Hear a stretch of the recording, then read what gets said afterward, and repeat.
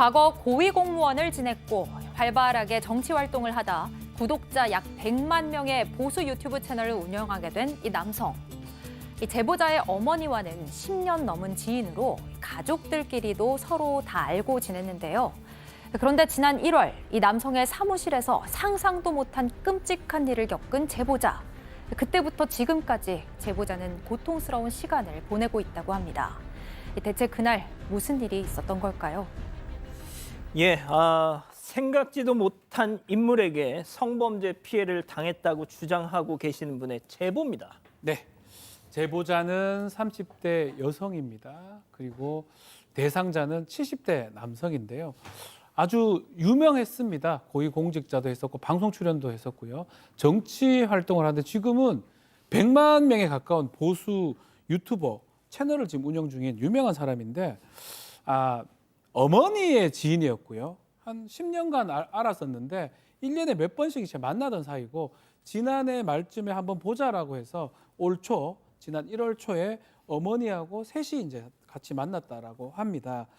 이 제보자가 당시 보험 설계사 일을 하고 있는데 이 70대 남성한테 또 가족 포함해서 그 사람들한테 맞는 보험을 당시 추천을 해줬다고 합니다. 자, 그런데 이때까지만 해도 괜찮았습니다. 그런데 이 남성 보험 관련한 얘기를 나누다가 올해 초에 이 제보자 30대 여성을 사무실로 불렀다고 하더라고요. 자, 그날 무슨 일이 있었는지 제보자 얘기 들어보시죠.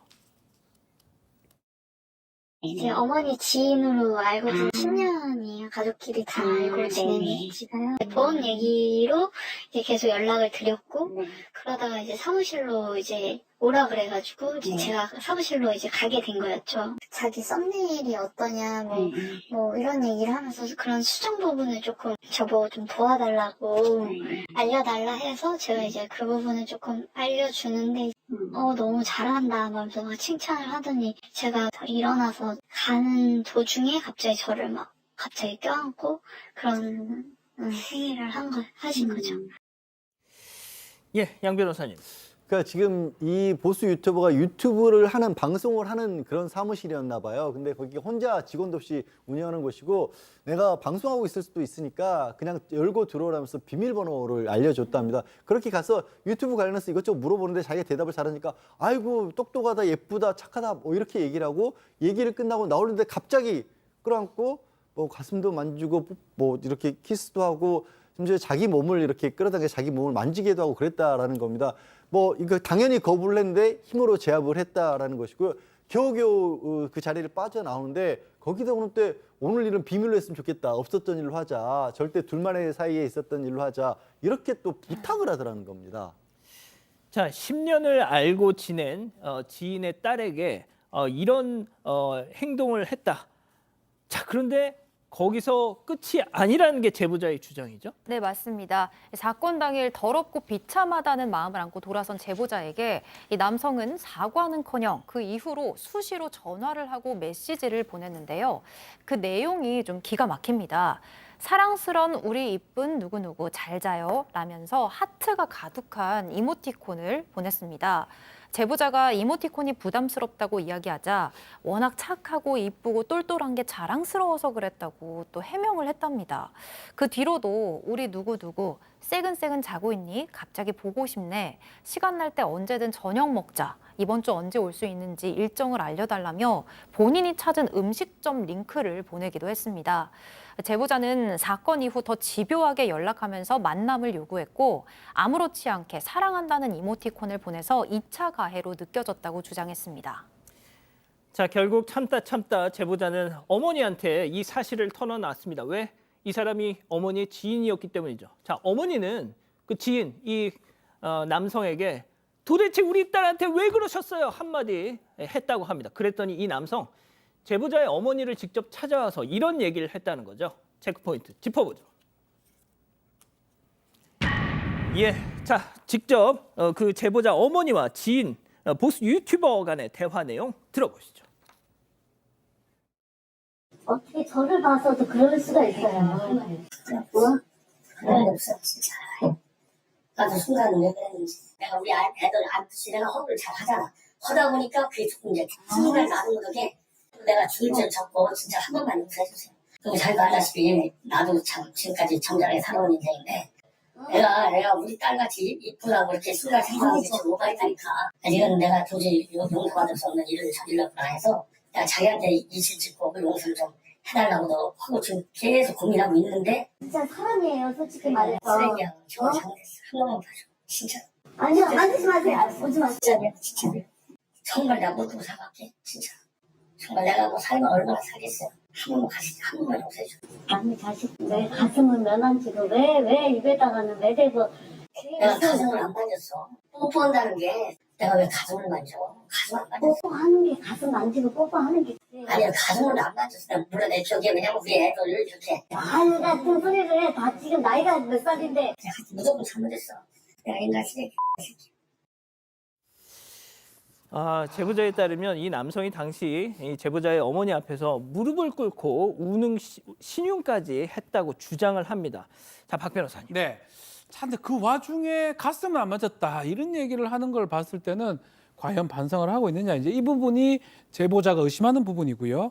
반년 넘게 이렇게 문자나 이런 게 자꾸 전화를 하니까 결국은 지난 7월에 어머니한테 얘기를 했고, 어머니가 뭐 고소 이런 것들까지는 만류를 했다고 해요. 다만 전화를 했는데 전화 내용이 그 내용인데요.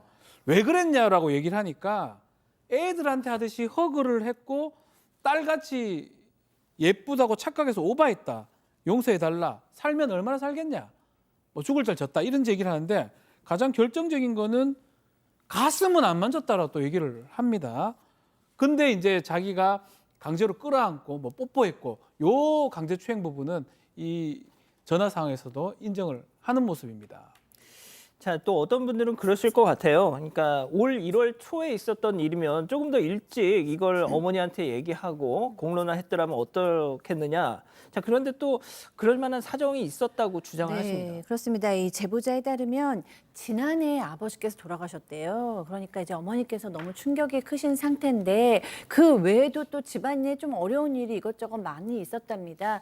그리고 또 이 제보자가 생각하기에는 내가 이제 열심히 경제 활동을 해서 어머니를 좀 도와야지 이렇게 생각을 하고 있는데 이 얘기까지 또 하면 충격을 받으시는데 경제적인 어려움까지, 왜냐하면은 이 가해자의 가족 보험까지 여러 가지 좀 보험건이 얽혀 있었다고 합니다. 안 될 것 같아서 어쩔 수 없이 한 6개월 정도를 그냥 그쪽에서 하는 전화나 문자를 이제 받고 듣고 있었던 거예요.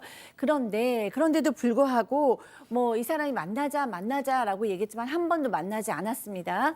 그런데 갑자기 어느 날 뭐 내가 보험 해약을 하고 싶은데 어떻게 해야 되냐 이렇게 문자가 오는 거예요.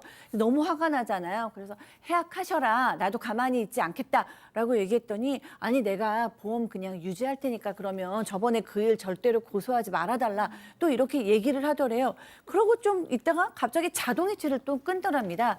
아, 보험을 빌미로 나를 모멸감을 주는구나라는 생각이 들어서 도저히 참을 수가 없었고 그래서 어머니께 얘기하고 이제 경찰에도 고소장을 제출하게 된 것입니다.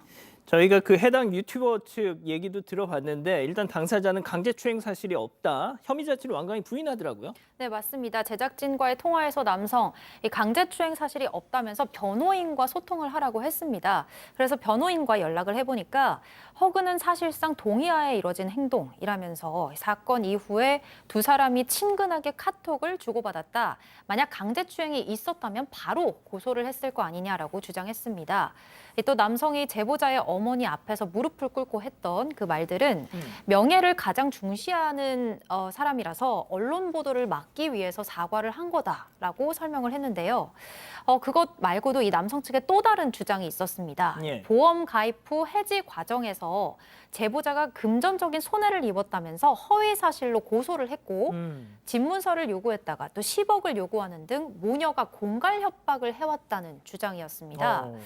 이에 대해서 제보자는 어머니가 저렇게 집을 다 준다 해도 용서할 수 없다라고 분명하게 밝혔음에도 남성이 집문서를 요구하다가 10억을 요구하니까 감당할 수 없다는 식의 문자를 보내어서 좀 황당했다면서 남성에게 어떤 합의도 없을 거라고 저렇게 답장을 보냈다고 합니다. 자, 양 변호사님 일단 고소장이 제출된 거잖아요. 네, 고소장은 제출해뒀고 아직 담당 수사관까지 지정이 안 됐다라고 합니다. 7월 말에 뭐 했다라면 한두 달 정도 더 걸릴 수도 있는 상황이고요. 아무래도 뭐 이런 사건들에 대해서 들어봐서 아시겠지만 제보자, 그러니까 피해자의 진술이 얼마나 구체적이고 정확하냐. 그러니까 피해를 실제로 겪은 사람이 아니라면 알 수 없을 만한 내용, 당시의 상황이라든가 예를 들어 사무실의 위치라든가 이런 내용들 그 안에 어떤 가구가 있어 이런 것도 있고요. 이 사건에 있어서는 결국에는 그 녹취 아까 들으셨던 녹음 내용 있지 않습니까? 이게 굉장히 큰 어떤 뭐 증거로서 판단을 받게 될 것 같고 중간에 왜 바로 고소를 안 했냐 이런 부분은 요즘에는 이제 이미 몇 년 전부터 그럼 피해자라면 당연히 해야 될 행동 이런 것들은 사실 통하지 않습니다. 그냥 저 부분이 과연 진짜로 언론에 알려지는 것을 막기 위해서 저렇게까지 사고를 한 것이냐 이 부분이 아마 재판 과정에서 수사 과정에서 가장 중요하게 따져질 것 같고 반대로 이제 남성 측에서는 아까 소개한 것처럼 내가 공갈 협박을 당했다라고 얘기를 했으면 그러면 그 공갈 협박을 당했던 뭐 녹음이 될 수도 있는 거고 문자 내용이 될 수도 있을 거고 그만큼 그렇게까지 응해야 될 만한 절박한 사정들이 정말 저 사람들이 그렇게 했는지 이런 것들이 따라서 공갈 협박이나 무고로 거꾸로 이제 고소를 해서 수사를 할 수도 있겠죠. 예. 이렇게 정리하고요.